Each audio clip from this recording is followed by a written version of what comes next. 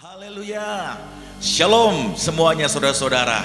Hari ini kita bersama-sama merayakan Paskah, di mana Tuhan Yesus telah mati dan bangkit untuk kita semua. Dia telah memberikan kemenangan buat kita semua. Amin. Kita berikan tepuk tangan yang paling meriah buat Tuhan Yesus yang paling baik. Haleluya, haleluya. Mari kita bersama-sama berdoa saudara. Tuhan, terima kasih Tuhan buat hari ini Tuhan. Kami mengucap syukur Tuhan, apapun yang terjadi ya Tuhan, atas kehidupan kami, juga atas situasi yang terjadi ya Tuhan, atas keadaan dunia ini Tuhan, kami mau tetap katakan, Tuhan Yesus itu baik dalam hidup kami. Dan kami percaya, rencana Tuhan selalu indah bagi setiap kami yang percaya. Bagi setiap kami yang selalu berseru dan berharap kepadamu ya Tuhan. Engkau telah mati bagi kami, dan Engkau telah bangkit memberi kemenangan kepada kami ya Tuhan. Kami mau bersuka cita di dalam Engkau ya Tuhan Yesus yang baik. Engkau Tuhan yang memberikan kehidupan dalam hidup kami. Layakkan kami semua saat ini Tuhan, anak-anak-Mu datang padamu, menghadap tahta kasih karunia-Mu ya Tuhan. Haleluya, haleluya, haleluya. Terpujilah Engkau Tuhan Yesus di atas segala-galanya. Oh, haleluya. Mari kita naikkan syukur buat kebaikan Tuhan. Mari kita naikkan syukur kita kepada Allah yang telah menebus kita, yang memberikan kemenangan buat kita semua. Oh, haleluya. Syukur kami naikkan bagimu. Terima kasih Tuhan, terima kasih Tuhan, besar kasih setiamu. Oh, haleluya. Besar anugerah-Mu bagi kami. Haleluya Tuhan. Kau Allah yang hidup, Kau layak dipuji dan disembah. Haleluya. Oh, haleluya. Haleluya. Yesus Tuhan, hanya Kau Tuhan di hidupku.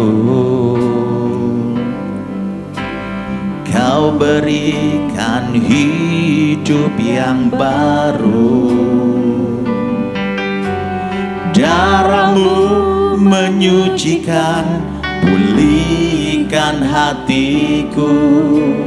Ku nyatakan Kaulah segalanya.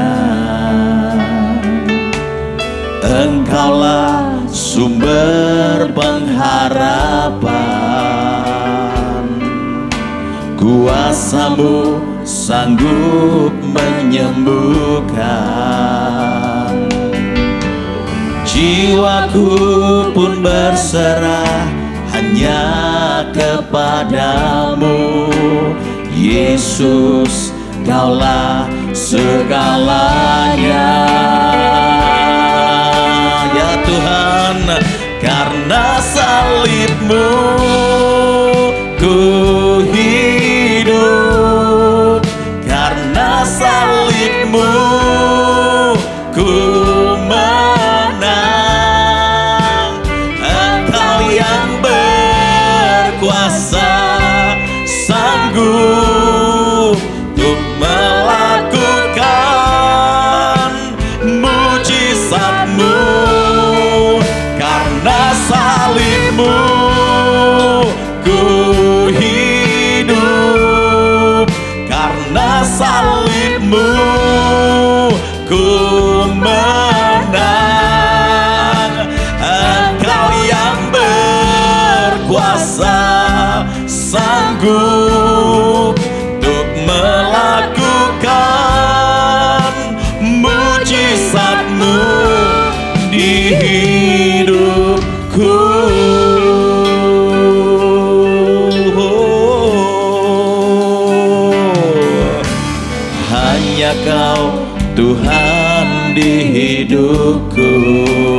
Amin. Kau berikan hidup yang baru. Kami percaya Tuhan, darah-Mu menyucikan, pulihkan hatiku. Ku nyatakan Kaulah segalanya. Engkaulah sumber pengharapan. Kuasa-Mu sanggup menyembuhkan. Dan jiwa kami, jiwaku pun berserah hanya kepadamu. ya Bapa Yesus, Kaulah segalanya.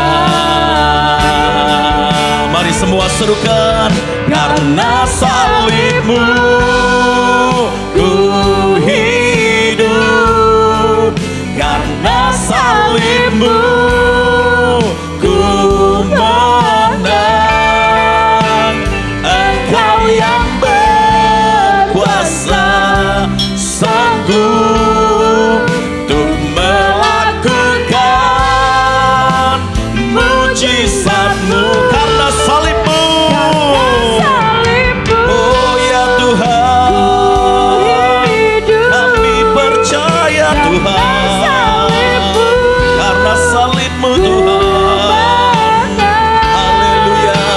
Engkau yang berkuasa, sanggup untuk melakukan mujizat. Karena salib-Mu, karena salib-Mu ku hidup, karena salib-Mu ku menang.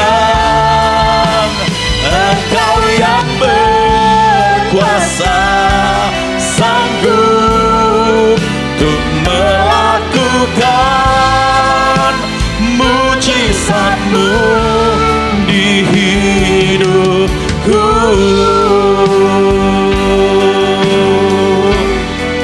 Untuk melakukan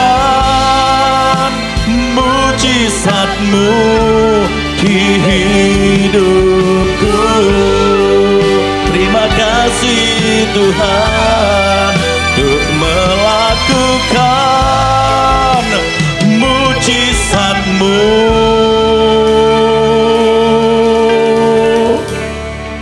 di hidupku.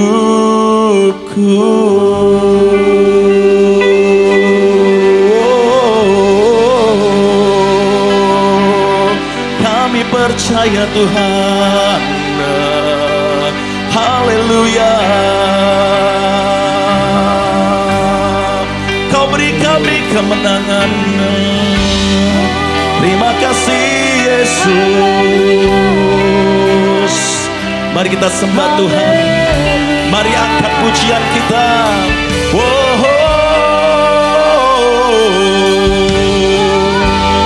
Ya rabata karamalamu, ya rabas shandara labayara malamu. Siaralamu,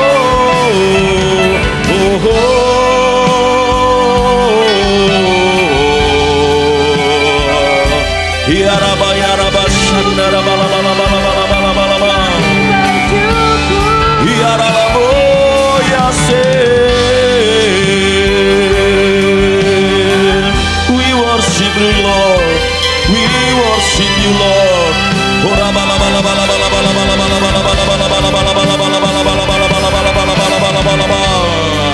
Ya rabana kira bala bala basyande.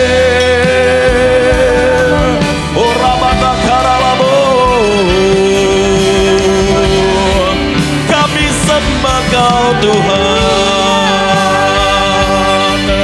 Kau Allah yang hidup, Bapa yang baik.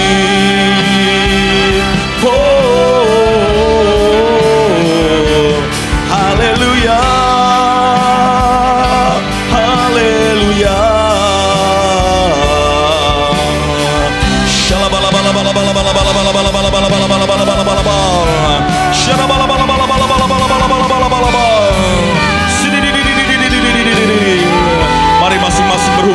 Tuhan saudara. Oh, buka hatimu. Shalabababababa. Oh,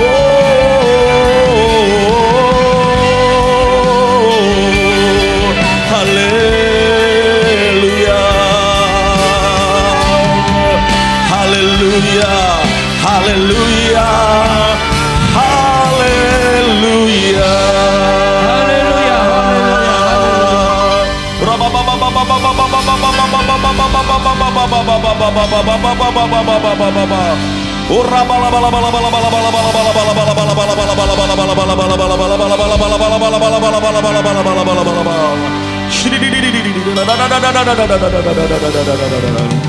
Kodasya Tuhan, sungguh besar pengorbananmu bagiku,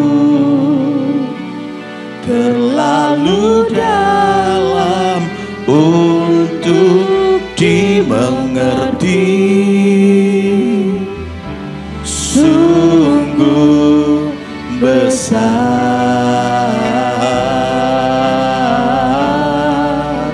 sungguh indah yang kau pikirkan tentangku, tak terselami bagiku. Ya Tuhan, sungguh indah. Katakan lagi, sungguh besar, sungguh besar.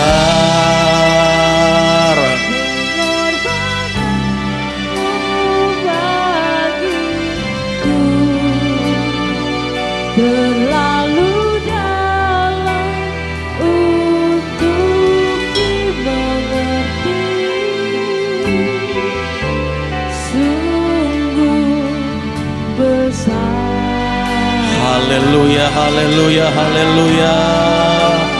Sungguh indah yang kau pikirkan tentangku, tak terselami bagiku. Sungguh indah. Haleluya. Sungguh besar pengorbananmu bagiku, terlalu dalam untuk dimengerti. Ya Tuhan, oh haleluya, Engkau Tuhan yang baik. Sungguh indah yang kau pikirkan tentangku, tak terselami bagiku. Haleluya, sungguh indah.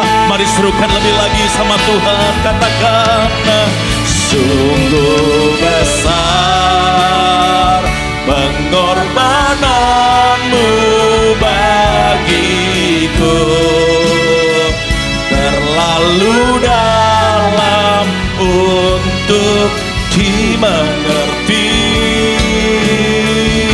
Sungguh besar, sungguh indah. Amin. Yang kau pikirkan tentangku, Ya Tuhan, tak terselami bagiku. Sungguh indah, tak terselami bagiku. Sungguh indah, tak terselami bagiku.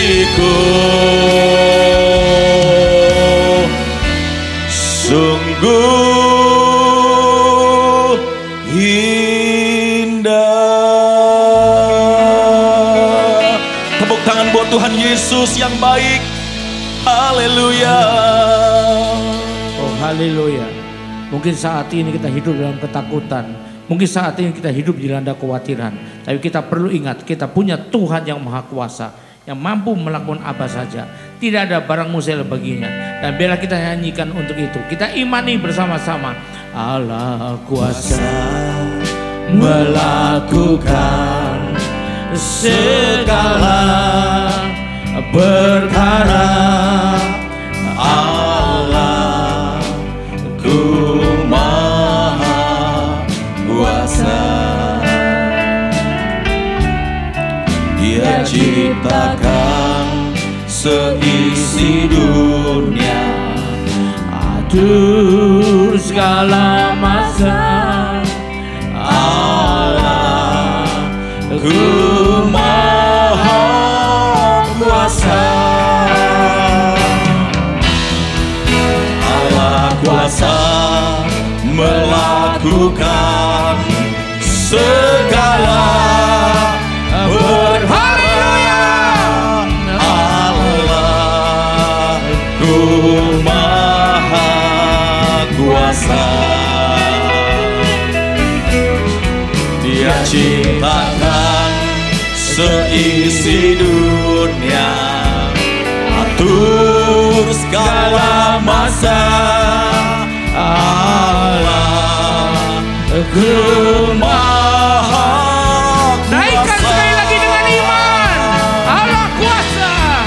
Allah kuasa melakukan segala perkara. Allah ku maha kuasa. Dia ciptakan seisi dunia, atur segala masa. Allah ku maha Allahku maha kuasa. Allah ku maha kuasa. Allah ku maha kuasa. Tepuk tangan yang paling meriah buat Allah yang maha kuasa. Dia Tuhan Yesus namanya. Dia Allah yang maha kuasa. Karena dia maha kuasa, dia bangkit dari segala kematian. Amin. Dan dia memberikan kemenangan buat kita semua. Haleluya. Kita berikan tepuk tangan yang paling meriah buat Allah yang maha kuasa. Wow, haleluya.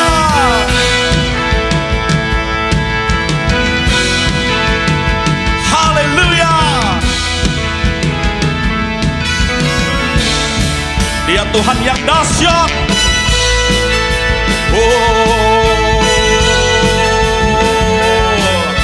Mari kita bersorak-sorai buat Allah kita.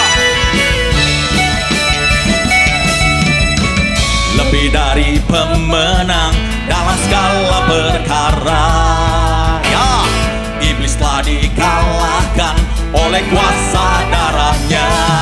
Jika Allah di pihak kita, siapa dapat melawan? Kita lebih dari pemenang, lebih dari pemenang dalam segala perkara. Siapa dikalahkan, saudara? Bisa dikalahkan Yes. oleh kuasa darah. Amin. Jika Allah di pihak kita, siapa dapat melawan? Kita lebih dari pemenang. Ya, haleluya. Kibarkanlah panjinya, Yesus Raja segala raja. Haleluya. Bangkitlah gerejanya, kita lebih dari pemenang. Oh,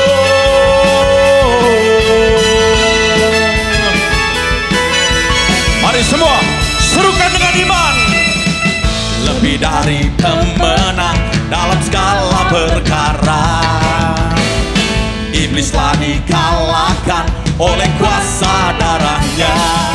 Jika Allah di pihak kita, siapa dapat melawan? Kita lebih dari pemenangnya. Haleluya, kibarkanlah pancinya, Yesus Raja segala raja.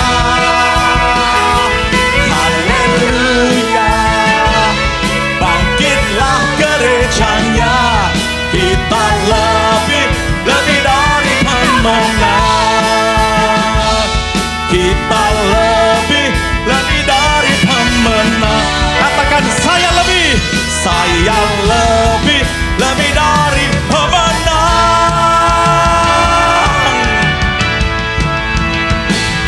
Ku bebas, bebas, bebas karena pengampunannya. Ku bebas, bebas, bebas karena kuasanya. Ku telah bebas, bebas, Dia tinggal di dalamku. Oleh kuasa darahnya aku bebas, ku bebas. Ku bebas, bebas, bebas karena pengampunannya. Ku bebas, bebas, bebas karena kuasanya. Ku telah bebas, bebas, Dia tinggal di dalamku. Oleh kuasa darahnya aku bebas. Ayo katakan, ku bebas, bebas, bebas karena pengampunannya. Amin. Ku bebas, bebas, bebas Karena kuasanya. Ku telah bebas, bebas, Dia tinggal di dalamku. Oleh kuasa darahnya aku bebas. Katakan lagi, oh, ku bebas, bebas, bebas karena pengampunannya. Ku bebas, bebas, bebas karena kuasanya. Ku telah bebas, bebas, Dia tinggal di dalamku. Oleh kuasa darahnya aku bebas. Oleh kuasa darahnya, oleh kuasa darahnya, oleh kuasa darahnya aku bebas.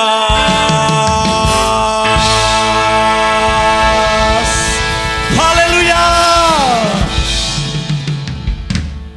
Ya, kita akan segera masuk dalam firman Tuhan. Jadi sebelum itu biarlah kita nyanyikan sebuah lagu yang merupakan jeritan jiwa kita kepada Tuhan untuk menyelamatkan bangsa kita, negeri kita, Indonesia, diri kita dari segala bencana. Lagu ini kami tulis sengaja untuk menghadapi atau menjalani masa-masa sekarang ini.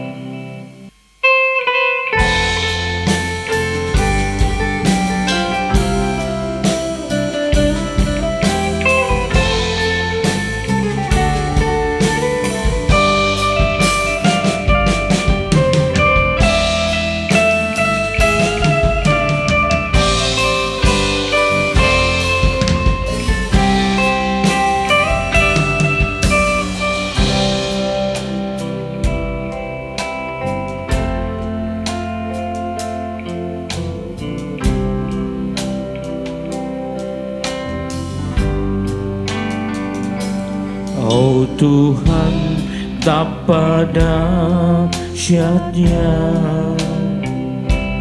bencana yang melanda.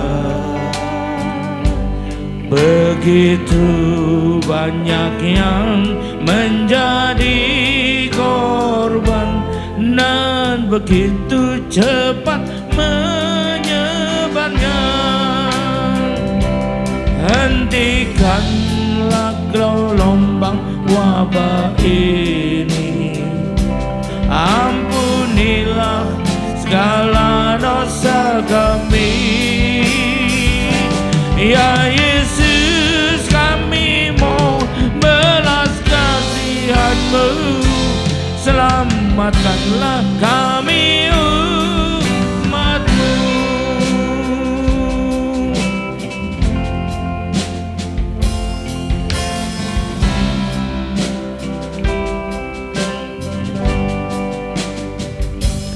Redakanlah gelombang murka-Mu,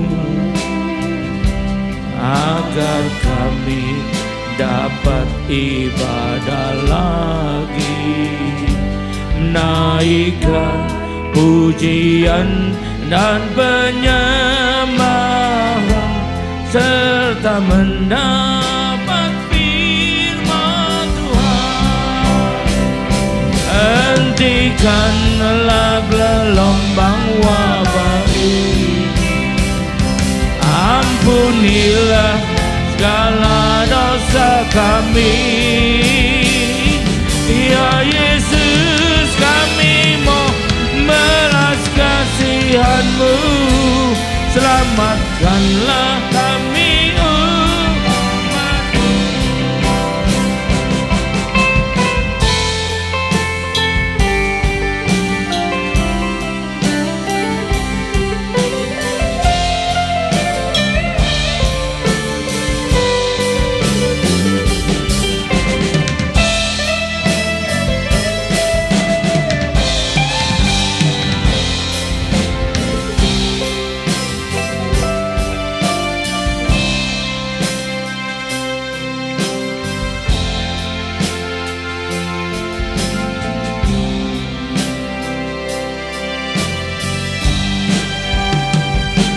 Oh Tuhan, betapa dahsyatnya bencana yang melanda. Begitu banyak yang menjadi korban, dan begitu cepat menyebarnya. Hentikanlah gelombang wabah ini, ampunilah segala dosa kami. Ya Yesus, kami mau belas kasihan-Mu, selamatkanlah kami umat-Mu.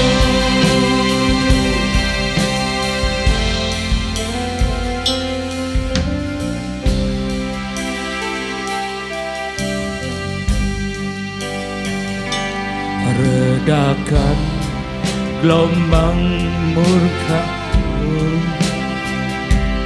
agar kami dapat beribadah lagi, menaikkan pujian dan penyembahan, tak mendapat firman Tuhan. Hentikanlah gelombang wabah ini, ampunilah segala dosa kami. Ya Yesus, kami mau belas kasihan-Mu, selamatkanlah bangsa kami. Selamatkanlah, selamatkanlah negeri kami. Selamatkanlah Indonesia. Oh, oh, haleluya. Oh Tuhan, itulah cerita jiwa kami. Itulah permohonan kami kepadamu. Dengarkanlah doa kami Tuhan. Selamatkanlah kami Tuhan. Selamatkanlah bangsa kami. Selamatkanlah negeri kami. Selamatkanlah keluarga kami. Selamatkanlah Indonesia. Terima kasih Tuhan. Dan kami segera akan mendengarkan firman-Mu untuk mengingat-ingat kembali dan merayakan Paskah atau kebangkitan-Mu. Terima kasih Tuhan. Urapilah kami semua, agar kami boleh menangkap firman-Mu dengan baik dan benar, sehingga kami boleh mendapat pengertian yang sesungguhnya dan boleh mensikapinya dengan benar pula. Terima kasih Tuhan, biar firman-Mu tidak kembali dengan sia-sia, dia boleh masuk dan tumbuh dalam hidup kami, berbuah-buah 30 kali, 60 kali, bahkan 100 kali ganda. Terima kasih Tuhan, urapilah kami Roh Kudus. Di dalam nama Yesus kami berdoa, kami sambut firman-Mu dalam nama Yesus. Haleluya, amin. Beri tepuk tangan buat Tuhan Yesus. Shalom. Nah, para saudara yang dikasihi Tuhan, kita akan memasuki perayaan Paskah, yaitu memperingati kebangkitan Tuhan Yesus. Ya, kita tahu kita merayakan kali ini ada dalam suasana yang berbeda dengan sebelumnya. Kali ini kita mungkin merasa tertekan, mungkin kita merasa khawatir, mungkin kita merasa takut dan sebagainya. Tapi kita perlu belajar firman Tuhan. Dan Alkitab menuliskan sejak zaman dulu bahwa pada hari yang ketiga setelah kematiannya, dia bangkit dari kematiannya. Kematian Tuhan adalah untuk menebus dosa umat manusia. Firman Tuhan mengatakan dengan jelas di 1 Korintus 15 ayat ke-54b sampai 55. 1 Korintus 15 ayat ke-54b sampai 55. Dikatakan ya. Maka akan genaplah firman Tuhan yang tertulis. Maut telah ditelan dalam kemenangan. Siapa yang menang? Tuhan Yesus. Siapa yang ditelan? Siapa yang dikalahkan? Maut, karena dia mengalahkan maut. Ya, kita baca lagi. Bahkan ayat 55 mengatakan, hai maut, di manakah kemenanganmu? Hai maut, di manakah sengatmu? Sepertinya kita mengejek maut ini karena sudah dikalahkan dengan tuntas oleh Tuhan Yesus Kristus. Kita baca lagi dari 2 Korintus 1 ayat 9 sampai 10. 2 Korintus 1 ayat 9 sampai 10. Kita baca di firman Tuhan di 2 Korintus 1 ayat 9 sampai 10. Bahkan kami merasa seolah-olah kami telah dijatuhi hukuman mati. Banyak orang kalau sudah merasakan gejala-gejala yang sangat ditakuti sehingga panik, maka merasa telah dijatuhi hukuman mati. Tapi hal itu terjadi supaya kami jangan menaruh percaya pada diri kami sendiri, tetapi hanya kepada Allah yang membangkitkan orang-orang mati. Dan dari kematian begitu ngeri, ia telah dan akan menyelamatkan kami. Kepadanya lah kami menaruh pengharapan kami bahwa ia akan menyelamatkan kami lagi. Kenapa? Dia sudah mengalahkan maut ya. Kita tahu dia sudah mengalahkan maut. Kita tahu itu adalah firman Tuhan mengatakannya. Yang kedua, poin kita ingat-ingat terus dalam kita merayakan Paskah ini. Kebangkitan Tuhan seperti tadi dikatakan telah mengalahkan maut, artinya baik maut yang dialaminya sendiri waktu itu, juga maut yang mengintai, yang mengancam kita umat pilihannya, baik itu maut di dunia fana ini, apalagi maut di dunia kekal nanti alias neraka.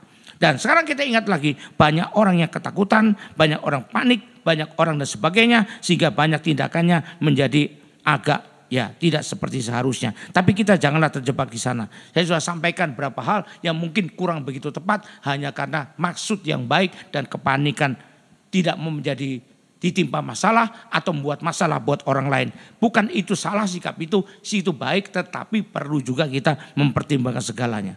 Yang berikutnya kita perlu belajar adalah sebetulnya kalau kita mengamati tentang terjadinya bencana di seluruh dunia atau di bagian belahan tertentu dunia ini, kita perlu tahu bagaimana kita menyikapinya. Kita tahu tidak bisa lari dari sana, maka perlu kita menyikapinya. Dan untuk menyikapinya kita perlu tahu lebih dulu apa sebetulnya maksud dan tujuan Tuhan jadi adanya bencana semacam ini. Kalau kita perhatikan di Alkitab, kalau kita baca di Alkitab, maka antara lain ada 4 penyebab adanya bencana atau malapetaka di dunia atau sebagian dari dunia. Yang pertama itu adalah karena atau sebagai hukuman dari Tuhan. Kenapa hukuman Tuhan turun? Karena adanya dosa manusia yang sudah tidak dapat lagi ditoleransi oleh Tuhan. Diberi kesempatan bertobat, gak tobat-tobat, maka Tuhan curahkan murkanya, Tuhan curahkan hukumannya sebagai hukuman atas dosa. Bukan Tuhan itu kejam, bukan Tuhan itu jahat, tapi Tuhan itu adil. Nah kalau adil, kesalahan pasti ada hukuman. Jadi kalau ini ada hukuman, justru karena keadilannya Tuhan ya. Contohnya apa? Zaman Nabi Nuh, bukankah ada banjir yang melanda seluruh dunia? Semua makhluk hidup mati semuanya. Tumbuh-tumbuhan mati juga. Binatang mati juga, kecuali yang diselamatkan Tuhan yang masuk dalam bahtera Nabi Nuh. Mari kita baca Kejadian 6 ayat 5 sampai 8. Kejadian 6 ayat 5 sampai 8. Ketika dilihat Tuhan bahwa kejahatan manusia besar di bumi dan bahwa segala kecenderungan hatinya selalu membuahkan kejahatan semata-mata. Alias apa? Di mata Tuhan gak ada baik-baiknya sedikit pun, jahat sekali. Makanya kemudian kita baca lagi berikutnya. Di ayat selanjutnya, maka menyesallah Tuhan bahwa ia telah menjadikan manusia di bumi. Dan hal itu memilukan hatinya. Ayat 7 berkata, berfirmanlah Tuhan, aku akan menghapuskan manusia yang telah kuciptakan itu dari muka bumi. Nah ini murka Tuhan, hukuman Tuhan. Baik manusia maupun hewan dan binatang melata dan burung di udara. Aku menyesal bahwa aku telah menjadikan mereka. Kenapa Tuhan menyesal? Karena manusia gak tahu diri. hidup dalam dosa. Jadi bukan salahnya Tuhan, ya. Tapi Nuh mendapat kasih karunia di mata Tuhan. Itu yang diselamatkan. Jadi kita perlu juga jadi orang yang mendapat kasih karunia di mata Tuhan. Karena tidak hidup dalam dosa. Berikutnya kita baca lagi contohnya pada Sodom dan Gomora dan para penduduknya, ya. Di mana api dan belerang turun dari langit. Membakar sebagian dari dunia ini. Itu Sodom dan Gomora. Musnah semuanya, ya. Kenapa? Kita baca Kejadian 18 ayat 20. Dan 24 sampai 25. Kejadian 18 ayat 20 mulai. Kita lihat, ya. Sesudah itu berfirmanlah Tuhan. Sesungguhnya banyak keluh kesah orang tentang Sodom dan Gomora. Dan sesungguhnya sangat berat dosanya. Nah ini sangat berat dosanya. Nah kemudian Tuhan menurunkan hujan belerang. Bukan hujan berkat, bukan hujan duit, bukan hujan salju. Hujan belerang dan api atas Sodom dan Gomora. Berasal dari Tuhan. Dari langit. Jadi hukuman dari Tuhan. Berasal bencana ini dari Tuhan. Dan ditunggang balikannya lah kota-kota itu dan lembah Yordan. Dan semua penduduk kota-kota sudah tumbuh-tumbuh di tanah. Tapi istri Lot yang berjalan mengikutinya menoleh ke belakang. Lalu berubah menjadi tiang garam. Nah ini hukuman Tuhan. Nah, kita perlu tahu. Jadi kadang-kadang kalau kita ini tidak mau bertobat juga. Walaupun sudah mungkin banyak peringatan. Walaupun sudah banyak Tuhan bersabar. Menunggu kita bertobat, tidak mau bertobat, maka bisa berupa hukuman dari Tuhan. Atau bisa juga berupa peringatan dari Tuhan. Agar segera mendapatkan atau mencari keselamatan, yaitu di dalam nama Tuhan Yesus Kristus. Kita lihat firman Tuhan berkata juga, nanti Tuhan akan menggoncangkan bumi ini, menggoncangkan bangsa-bangsa. Dan setelah itu, maka banyak sekali orang yang percaya kepada Tuhan. Memanggil nama Yesus sebagai Tuhan dan Juru Selamat. Itu yang pertama, ya. Yang kedua, ini bukan dari Tuhan. Tapi sebagai cobaan dari si jahat. Pak, bukankah Pak? Tuhan, Alkitab bilang tidak ada sesuatu terjadi tanpa seizin Tuhan. Yes, kalau gitu Tuhan dong tanggung jawab. Bukan, kita perlu belajar, ya. Ada dua macam kehendak Tuhan. Memang ini diizinkan Tuhan. Yang pertama kehendak Tuhan yang namanya the perfect will. Yaitu rencananya, kemauannya, idenya, konsepnya. Semua dari Tuhan. Itu namanya kehendak Tuhan yang sempurna. Betul-betul dari Tuhan. Tapi ada juga yang kedua. Misalnya kalau orang ngotot dia mau begini mau begitu, tidak mau diperingatkan, ya dia bisa lakukan, dia bisa alami. Tapi nanti ada perhitungan. Itu namanya seizin Tuhan, bukan kehendak Tuhan, bukan rencana Tuhan, bukan skenario Tuhan, tapi ini diizinkan oleh Tuhan. Itu namanya kehendak Tuhan yang permissive will. Perlu kita bedakan. Jadi kita harus tahu kehendak Tuhan itu ada dua, perfect will yang murni dari Tuhan atau permissive will, yaitu apa yang diizinkan oleh Tuhan, ya. Jadi karena manusia, kenapa Tuhan izinkan? Karena manusia Tuhan ciptakan dengan kehendak bebas atau free will. Kalau kamu sendiri ngotot mau juga jatuh pada hal yang tidak baik di hadapan Tuhan, terserahlah sudah. Ya, ku izinkan kalau tapi terima hukumannya. Jadi ada perhitungannya, bukan biasa gitu aja lepasnya. Nah, ini contohnya Wahyu 2 ayat 10 dikatakan. Itu yang kita sebut cobaan dari si jahat, ya. Wahyu 2 ayat 10. Jangan takut. Berarti Tuhan tahu banyak orang takut, panik dan sebagainya. Terhadap apa yang harus engkau derita. Harus engkau derita. Berarti apa? Tidak bisa menghindar lagi. Ini malapetaka, ini bencana. Karena apa? Sesungguhnya, ini sebetulnya. Iblis si jahat akan melemparkan beberapa orang daripadamu, dari antaramu ke dalam penjara. Nah itu loh. Supaya apa? Supaya kamu dicobai atau kasarnya digoda untuk jatuh dalam kejahatan. Dan kamu akan beroleh kesusahan, dapat kesusahan selama 10 hari. 10 hari menunjukkan satu periode waktu tertentu, ya. Jadi kita tahu bukan cuma 1 detik, bukan, ya. Tapi kata Tuhan apa? Ujung-ujungnya, walaupun kita coba iblis, harus kita bertahan untuk bisa menang dari pencobaan itu. Maka hendaklah engkau setia sampai mati sekalipun. Karena kesetiaan itu sama kita adalah sampai ketemu dengan Tuhan lagi, ya. Dan aku karenanya akan berikan padamu. Kalau kamu menang, aku berikan kepadamu mahkota kehidupan. Nah ini yang kedua, ya. Yang ketiga ada sebagai penyaringan atau penampian. Loh, kita tahu beras itu tidak murni beras semua. Ada juga gabahnya. Sebelum dimasak ditampi dulu. Gabahnya dibuang, berasnya tetap masuk hitungan. Jadi penampian adalah untuk memilah-milah mana yang layak, mana yang enggak layak. Memang yang layak lulus, tapi bukan berarti naik pangkat atau naik tingkat, tidak, tetapi lulus. Ya, diartikan. Itulah penyaringan. Kita baca Daniel 3 ayat 4 sampai 7. Kita baca Daniel 3 ayat 4 sampai 7. Jadi penyaringan ini menunjukkan sesuatu untuk ya atau tidak. Bukan naik atau turun, bukan ya. Dikeluarkan atau diteruskan di sana. Dan berserulah seorang bentara dengan suara nyaring. Bagilah titakan kepadamu hai orang-orang dari segala bangsa, suku bangsa dan bahasa. Siapa aja. Demi kamu mendengar bunyi sangkakala, seruling, kecapi, rebab, gambus, serdam dan berbagai jenis bunyi-bunyian. Maka haruslah kamu sujud menyembah patung yang telah didirikan oleh Raja Nebukadnezar itu.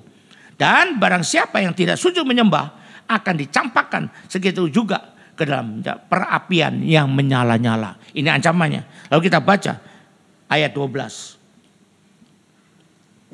Ada berapa orang Yahudi yang kepada mereka katanya, telah Tuanku berikan pemerintahan atas bela Babel, yakni Sadrah, Mesak, Abednego. Ini orang diangkat di dunia. Dunia dapat kemuliaan, dapat jabatan, dihargai, dijunjung tinggi. Tapi orang-orang ini tidak mengindahkan titah Tuanku ya Raja. Mereka tidak memuja dewa Tuanku dan tidak menyembah patung emas yang telah Tuanku dirikan. Maksudnya apa? Pada waktu orang Israel sungguh-sungguh di sana, maka ada penampian.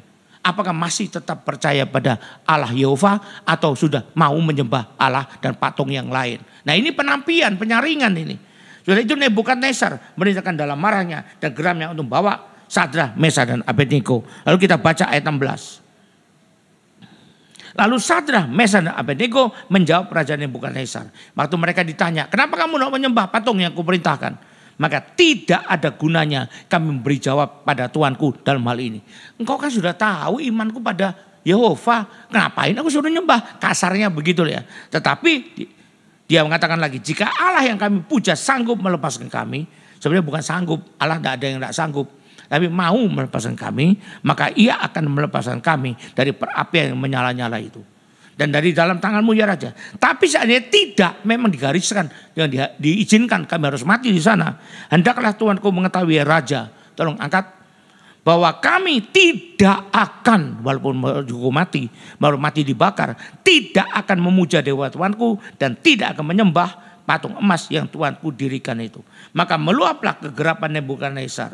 Air mukanya berubah terhadap Sadrah, Mesak, Abednego yang dulu disayanginya. Lalu diperintahkannya perapian itu dibuat 7 kali lebih panas dari yang biasa. Ini penyaringan, ini penampian. Kalau lulus berarti masuk umat Tuhan. Bukannya naik tingkat, bukan. Tapi ini menentukan yes or no. Apa kamu layak atau tidak layak ya? Apa kamu gandum atau lalang ya? Nah sekarang yang keempat. Jadi untuk ini kita harus nanti sikapnya gimana, saya akan terangkan berikutnya. Jadi untuk kali ini perayaan Paskah saya kaitkan dengan yang ini ya. Karena yang lain sudah sering kita dengar. Nah kemudian yang keempat adalah sebagai pemurnian. Atau kita kenal dengan kata pemrosesan. Ini beda dengan penampian. Kalau penampian lulus ya lulus tapi tidak naik. Tapi kalau pemurnian setelah lewat pemurnian naik tingkat, naik kelas, naik kualitasnya to the next level. Jadi ini lebih baik, lebih berharga buat orang dimurnikan. Tapi gak gampang loh, gak enak loh ya. Kita baca Mazmur 66 ayat 10. Tentang pemurnian ini ya. Ini gambaran yang Tuhan berikan. Sebab engkau telah menguji kami ya Allah. Ujian apa? Ujian pemurnian. Dan telah memurnikan kami. Seperti orang memurnikan perak. Untuk apa dimurnikan perak? Karena perak yang murni jauh lebih mahal daripada perak yang kecampur zat-zat yang lain. Emas juga dimurnikan dalam api. Kalau emas bisa ngomong, kalau emas bisa nangis, bilang aduh panas katanya. Tapi untuk itu dia menjadi emas yang 24 karat. Yang harganya jauh lebih tinggi daripada emas yang bercampur tembaga alias yang masih 8 karat. Ya. Maka kita juga bisa jadi orang yang jauh lebih berharga di mata Tuhan. Berikutnya kita baca lagi dari Yesaya 48 ayat 10. Yesaya 48 ayat 10. Dan Tuhan akan terus memurnikan umat pilihannya agar menjadi seperti apa yang dia rencanakan. Apa persyaratan dari Tuhan. Nah ini Yesaya 48 ayat 10. Sesungguhnya, jadi gak main-main. Betul-betul, maka yang dialami. Aku telah memurnikan engkau. Aku huruf besar, engkau huruf kecil. Berarti Tuhan memurnikan kita. Namun bukan seperti perak saja, gak cukup. Tapi aku telah menguji engkau dalam dapur kesengsaraan. Nah ini loh, sepertinya sengsara. Sepertinya menderita, sepertinya kena bencana. Kena musibah, tapi ini pemurnian. Kalau kau bertahan, maka kau naik tingkat yang lebih tinggi. Nah ini ya. Kita perlu tahu. Jadi ini ada 4 ya. Itu bedanya tadi ya. Ada 4 penyebab. Jadi gimana kita bersikap dengan kebangkitan Tuhan Yesus ini sekarang. Kita tahu apa hubungannya dengan Paskah seperti ini yang kita alami sekarang ini. Paskah artinya Tuhan telah mengalahkan maut. Maknanya adalah Tuhan mengalahkan maut. Masalah sekarang maknanya adalah mengancam mendatangkan maut juga kepada kita atau kepada orang-orang terdekat kita atau orang-orang yang lain. Kalaupun kita misalnya masih muda, masih kuat antibodinya, ya kita bisa nulari orang-orang yang lebih tua, berumur, keluarga kita, anak kita, orang tua kita, kakek nenek kita, orang-orang yang dekat dengan kita, dan itu juga tidak kita inginkan, ya. Itu bisa membawa maut kemana-mana. Seakan-akan kita pengikut maut yang menyebarkan maut kemana-mana. Ingatlah Paskah pada perjanjian lama. Paskah dalam perjanjian lama disebut Pesah atau lewat. Apa yang lewat? Lewat malaikat maut atau maut yang bunuh anak sulung orang Mesir, lewat saja pada orang-orang Israel. Kenapa? Karena ada di pintu rumahnya dioleskan darah anak domba. Itu waktu zaman itu masih anak domba beneran. Tapi sekarang anak domba Allah sudah mati dan darahnya sudah ada buat kita. Jadi artinya Tuhan sudah mengalahkan maut, termasuk yang juga ancaman maut buat kita. Itu perlu kita pegang, kita percayai, kita imani, dan terus kita doakan terus di sana, ya. Anak domba Allah sudah mencurahkan darahnya. Artinya apa? Itu yang sudah kita peringati kemarin dulu di Jumat Agung, ya. Maka percayalah, Tuhan yang telah mati berarti darahnya telah tercurah dan sudah bangkit berarti mengalahkan maut, maka sanggup menjaga kita. Tadi kita mengatakan, menyanyikan Allah kuasa, berarti Allah bersanggup untuk menjaga dan menolong kita. Terakhir saya katakan, respon kita tapinya juga harus benar. Benar apanya, Pak? Benar sesuai dengan maksud dan tujuan. Kenapa bencana itu sepertinya diizinkan pada kita. Tadi kita sudah tahu penyebab, atau dengan kata lain berikutnya, maksud dan tujuan dari bencana itu diizinkan menimpa kita. Dan respon kita harus sesuai dengan apa yang ada. Perlu kita ingat, bencananya boleh sama untuk banyak orang, tapi maksud dan tujuan Tuhan buat kita masing-masing berbeda-beda, tergantung dari kita. Kalau kita berdosa mungkin yang pertama, hukuman Tuhan. Kalau kita belum percaya Tuhan mungkin itu yang kedua, yaitu ada 1B, bukan kedua. 1B yaitu peringatan dari Tuhan. Kalau kita tidak berdosa, itu mungkin cobaan dari setan. Ingat, Ayub juga mengalami yang gak enak sekali. Apakah di Ayub berdosa? Tidak. Alkitab mengatakan Ayub orangnya jujur, saleh, takut akan Tuhan, menjauhi segala kejahatan. Nah, mungkin ada di antara kita yang begini, tapi kenapa saya kok gak terancam? Nah, ini cobaan dari si iblis. Gimana responnya? Nanti kita lihat. Nah, kalau itu adalah penyaringan, maka kita perlu lolos dari penyaringan itu dengan mengikuti apa maunya Tuhan. Kalau itu pemurnian atau persen, biar kita bertahan agar kita bisa lulus dan naik to the next level. Nah, saya mau ingatkan, kalau yang pertama yang terjadi, maksud Tuhan yang pertama sebagai hukuman, maka tidak ada jalan lain kecuali satu. Apa yang tertulis di 2 Tawarikh 7 ayat 14. Mari kita baca. Kalau ini hukuman Tuhan atau peringatan keras dari Tuhan, hanya satu yang harus kita pegang. Dan umatku, kata Tuhan, yang atasnya namaku disebut, merendahkan diri. Apa itu merendahkan diri? Bukan bungkuk-bungkuk, bukan. Ngaku dosa, mengaku salah dan minta ampun. Itu namanya merendahkan diri. Lalu berdoa, jangan cuma merendahkan diri aja, tapi tidak mau berdoa, malas berdoa. Berdoa dan mencari wajahku, artinya berdoa dengan sungguh-sungguh, mencari hadirat Tuhan, kepingin masuk hadirat Tuhan. Lalu berbalik dari jalan yang jahat. Artinya bertobat, meninggalkan jalan kehidupan sendiri untuk mengikuti jalan kehidupan dari Tuhan. Maka aku akan mendengar dari sorga cerita mereka. Tadi lagu yang kita naikkan dari lagu tentang wabah corona akan didengar dari sorga, ya. Dan Tuhan akan mengampuni dosa kita dan memulihkan negeri kita, memulihkan keadaan kita, memulihkan bangsa kita semua, memulihkan seluruh manusia yang sudah melakukan 2 Tawarikh 7 ayat 14. Nah, itu adalah merespon dengan tepat. Yang kedua, kalau itu cobaan si jahat atau serangan, kita perlu lihat, kita harus perangi itu, ya. Tapi jangan Tuhan yang kita perangi. Maka perlu tahu yang mana ini. Kalau yang kedua perangi. Tapi kalau dari satu hukuman Tuhan, masa kita perangi? Kita tengking. Woi Tuhan, pergilah. Dalam nama Yesus pergilah. Loh, Yesus kok diusir dalam nama Yesus? Itu kan keliru banget, ya. Jadi kalau memang dari setan, dari si jahat, perangi. Tapi perang majunya jangan dengan tangan kosong. Dengan perlengkapan selengkap senjata Allah. Apa itu? Efesus 6 ayat 10. Kita lihat, ya, sampai 18. Efesus 6 ayat 10 sampai 18. Akhirnya hendaklah kamu kuat dalam Tuhan. Pertama, kuat. Bisa kuat kenapa? Bukan kita latihan angkat besi. Bukan. Tapi dalam kekuatan kuasanya. Huruf besar kuasa Tuhan. dan kekuatan juga urapannya. Lalu kenakanlah, pakailah seluruh perlengkapan senjata Allah, supaya kamu dapat bertahan melawan tipu muslihat iblis, cobaan dari si jahat. Karena perjuangan kita bukan melawan darah dan daging, bukan melawan orang manusia sama manusia, tapi melawan pemerintah, melawan penguasa, bukan pemerintah di dunia ya bukan, pemerintah di udara maksudnya ini. Melawan penguasa-penguasa, melawan penghulu dunia yang gelap ini, melawan roh-roh jahat di udara. Jadi jangan salah menafsirkan ayat ini ya, melawan pemerintah yang sah, bukan melawan penguasa daerah kita, bukan, tapi ini penguasa di udara, bukan darah dan daging. Sebab itu ambillah seluruh perlengkapan senjata Allah, supaya kamu dapat mengadakan perlawanan pada yang jahat itu. Ini cobaan dari jahat, bisa mengadakan perlawanan dan tetap berdiri. Zaman dulu kalau gladiator yang tetap berdiri, ada gladiator yang menang. Sudah kamu menyelesaikan segala sesuatu, ada pertempuran ini, pencobaan ini, dan kamu menang. Jadi berdirilah tegak dengan penuh sikap yang untuk berani dan tekun untuk berani berperang.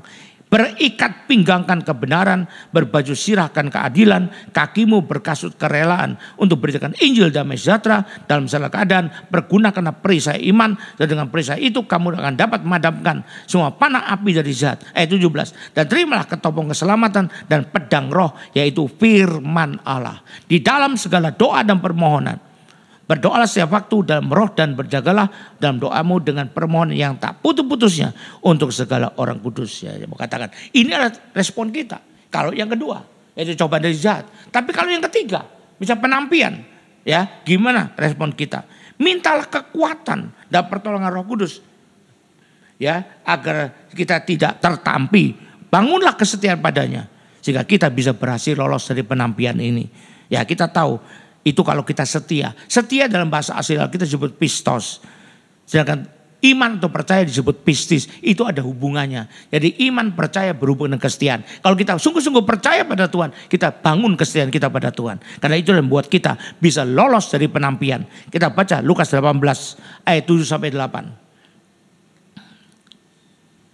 Lukas 18 ayat 7 sampai 8. Tidakkah Allah akan membenarkan orang-orang pilihannya yang siang malam berseru padanya? Jangan berhenti. Jangan bosan berseru pada Tuhan. Siang malam berserulah. Dan adakah ia mengulur waktu sebelum menolong mereka? Tuhan tidak mengulur waktu. Tuhan kita tidak pernah terlambat. Dan aku berkata padamu, ia akan segera membenarkan mereka. Akan tapi jika anak manusia datang, ya, adakah ia mendapat iman di bumi? Iman percaya tadi yang membuahkan kesetiaan. Apakah masih tetap? Apa kita luntur karena tak tahan di penampian? Nah, itu yang penampian. Kalau yang keempat, pemurnian atau pemrosesan, maka bertahanlah di sana, ya.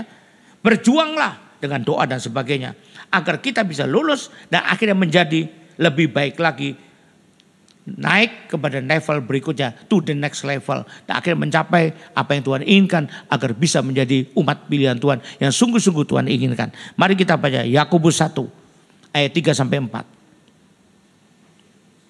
Yakobus 1 ayat 3 sampai 4. Sebab kamu tahu bahwa ujian dari imanmu itu, nah ini dari Tuhan tadi pemurnian, akan menghasilkan ketekunan. Dan biarkanlah ketekunan itu memperoleh buah yang matang, baik kamu menjadi sempurna dan utuh dan tak kekurangan suatu apapun. Itu adalah respon kita. Jadi sebelum respon, cari tahu dulu dari Tuhan. Tuhan, ini kenapa terjadi pada diri saya? Dan setelah kita tahu, maka sesuaikan respon kita. Jangan sampai belum tahu kenapa, sudah kita bertindak sendiri. Siapa tahu pemurnian dari Tuhan, kita anggap dari setan. Kita tengking lah, berarti kita nengking Tuhan Yesus dong. Sebenarnya itu kita anggap coba dari setan, bangun dari Tuhan. Terima kasih Tuhan, kau murnikan aku. Ya, setannya terlalu terbahak nanti. Jadi kita orang Kristen harus berespon dengan benar. Itulah saya bisa sampaikan dalam maka kita memperingati Paskah ini. Karena di Paskah itu Tuhan sudah mengalahkan maut. Artinya bukan cuma maut yang menimpa dia dulu, di alaminya dulu, tapi maut yang juga mengancam, bahkan menimpa orang-orang percaya pada masa kini. Nah, terakhir sebagai kesimpulan, jadi dalam kondisi seperti saat ini, bukan kebetulan kita mengingat kembali dan merayakan Paskah. Jadi orang-orang pilihan Tuhan dulu zaman perjanjian lama merayakan Pesah itu atau Paskah itu setelah ada bencana yang berupa 10 tulah Allah. Dan juga itu melepaskan mereka dari maut yang menghantam semua anak sulung orang Mesir termasuk binatang sulungnya. Tentunya agar kita mengambil hikmahnya dengan sebaik-baiknya. Manusia mengatakan bahwa dalam segala hal, walaupun duka, walaupun gak enak, pasti ada yang diambil hikmahnya saja. Ya, ingat Tuhan tak pernah meninggalkan kita. Tuhan selalu akan menolong kita. Tuhan mengasihi kita semua. Selamat merayakan Paskah. Tuhan memberkati kita semua. Mari kita bangkit berdiri.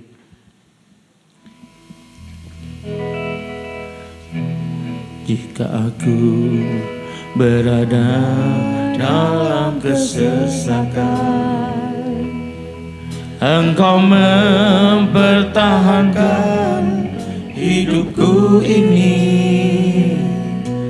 dan tangan kananmu menyelamatkan aku.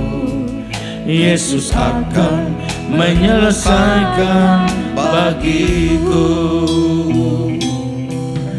Jika aku berada dalam kesesakan, Engkau mempertahankan hidupku ini, dan tangan kananmu menyelamatkan aku. Yesus akan menyelesaikan bagiku. Bersyukur, ku bersyukur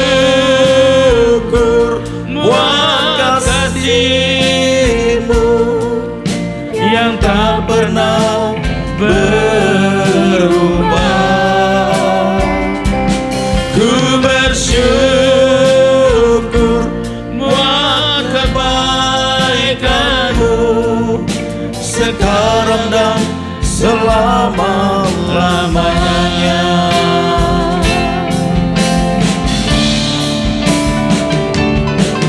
Jika aku berada dalam kesesakan, Engkau mempertahankan hidupku ini,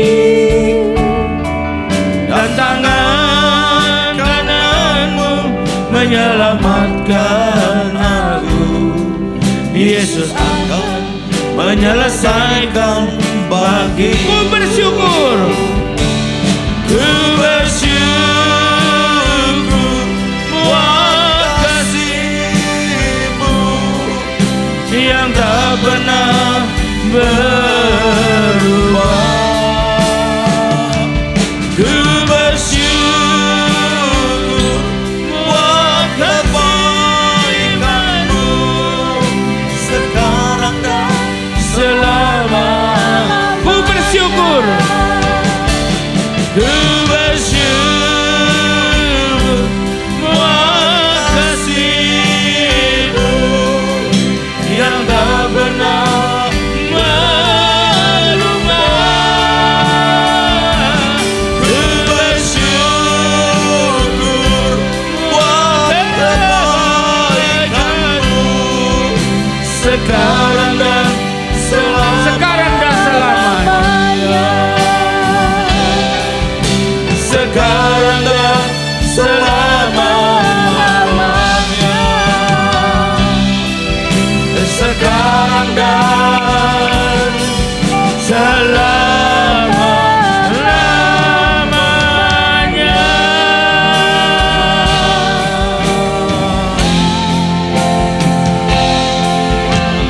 Haleluya. Mari kita akhiri ibadah ini dengan penerima berkat Tuhan. Angkat kedua tanganmu. Terimalah berkat yang terbaik dari Allah Bapa di sorga. Damai sejahtera dan sukacita dari Tuhan kita Yesus Kristus. Dan juga dengan persekutuan, pertolongan, penghiburan, kekuatan dari Allah Roh Kudus. Dan dibiarlah itu menyertai kita mulai hari ini sampai sepanjang tahun ini. Sampai Tuhan datang kembali, bahkan sampai selama-lamanya. Yang percaya dan sudah terima berkat ini, sama-sama katakan amin. Tuhan berkati kita semua.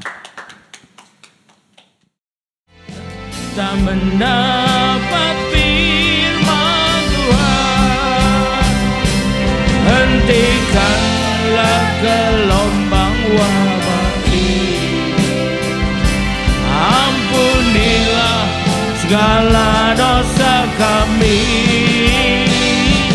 Ya Yesus, kami mohon belas kasihan-Mu, selamatkanlah bangsa kami. Selamatkanlah, selamatkanlah